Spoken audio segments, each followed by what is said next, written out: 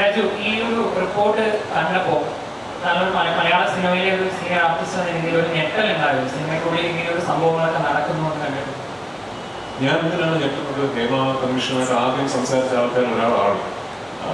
ഈ report സമർപ്പിക്കപ്പെടുന്നത് cinema മേഖലയിൽ സ്ത്രീകൾ നേരിടുന്ന പ്രശ്നങ്ങളെ കുറിച്ച് സമഗ്രമായ ഒരു പഠനം നടത്തുവാനും അതിനെ തുടർന്ന് എങ്ങനെ ഒരു സേഫ് വർക്ക് സ്പേസ് ക്രിയേറ്റ് ചെയ്യാൻ സാധിക്കും എന്നുള്ളതിനെ കുറിച്ച് ചിന്തിക്കാനും വേണ്ടിയാണ്. അപ്പോൾ ഈ റിപ്പോർട്ട് പ്രസിദ്ധീകരിച്ചു എന്നുള്ളതിൽ ഞാൻ എന്തിനാണ് ഞെട്ടുന്നത്? അതിൽ കുറ്റകൃത്യങ്ങൾ ചെയ്തിട്ടുള്ള ആൾക്കാരെ കണ്ടെത്തിയിട്ടുണ്ടെങ്കിൽ ഇനി തുടർന്ന് എന്താണ് നടക്കാൻ പോകുന്നത്, തുടർന്നുള്ള നടപടികൾ എന്താണെന്ന് അറിയാൻ നിങ്ങളെപ്പോലെ തന്നെ എനിക്കും ആകാംക്ഷയുണ്ട്. താങ്കളുടെ സഹപ്രവർത്തക സഹപ്രവർത്തകർക്ക് പ്രവർത്തന സമിതി നമ്മളെല്ലാവരും ഒപ്പം നിന്നതാണ്. അന്ന് കാവൽ പ്രധാനം ചെയ്യുന്ന സംഘടനയമ്മ അന്ന് വലിയ വിപ്ലവകരമായ തീരുമാനങ്ങൾ എടുക്കും എന്നെല്ലാം പറഞ്ഞിരുന്നു. പക്ഷെ പിന്നീട് അത് കാര്യമായ ഫോളോ അപ്പ് ഉണ്ടായില്ല.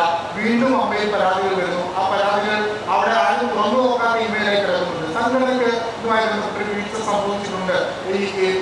താങ്കളുടെ കൂടെ അഭിനയിച്ച ഒരു സ്ത്രീ ഇന്ന് അവരുടെ പേര് പറയില്ല, അവരിന്ന് വർഷങ്ങൾക്ക് മുമ്പ് അയച്ച ഇമെയിൽ അതിൽ നടപടി ഉണ്ടായിട്ടായിരുന്നു. ഇതൊക്കെ വളരെ എല്ലാവരും സംഘടന ഈ വിഷയത്തിൽ ഇടപെടുന്നില്ല എന്ന കാണിക്കുന്നു. തീർച്ചയായിട്ടും അതെ, വീഴ്ച സംഭവിച്ചിട്ടുണ്ട് എന്നുള്ളതിൽ യാതൊരു സംശയവുമില്ല.